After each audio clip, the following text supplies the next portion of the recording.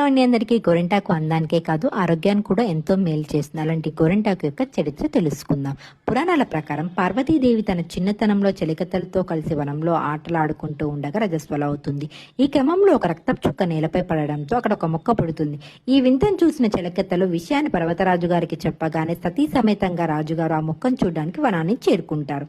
అంతలో ఆ చెట్టు పెరిగి పెద్దదై రాజుగారితో ఈ విధంగా అంటుంది: నేను సాక్షాత్తుగా పార్వతీదేవి రుద్రాంశంతో జన్మించాను. నా వల్ల లోకానికి ఏం ఉపయోగం కలుగుతుంది అని అడగా పార్వతీదేవి ఆ చెట్టుకున్న ఆకు కోస్తుంది. ఆమె వేళ్ళు అనేవి ఎర్రగా పండుతాయి. అది చూసిన పర్వతరాజు నా కూతురు వేళ్ళు కందిపోయాయి అనుకుంటాడు. కానీ పార్వతీదేవి నాకు అలాంటి నొప్పి కలగలేదు, పైగా ఈ ఎరుపుదనం ఎంతో అలంకారంగా కనిపిస్తుందని చెప్పడంతో పర్వతరాజు ఇకపై స్త్రీ సౌభాగ్యానికి చిహ్నంగా గోరింటాకు మానవ లోకంలో ప్రసిద్ధి చెందుతుందని, అదేవిధంగా పార్వతీదేవి రజస్వల అయిన సమయంలో ఈ చెట్టు ఉద్భవించడం వల్ల గోరింటాకు పెట్టుకునే వారికి గర్భాశయ దోషాలను తొలగిస్తుంది.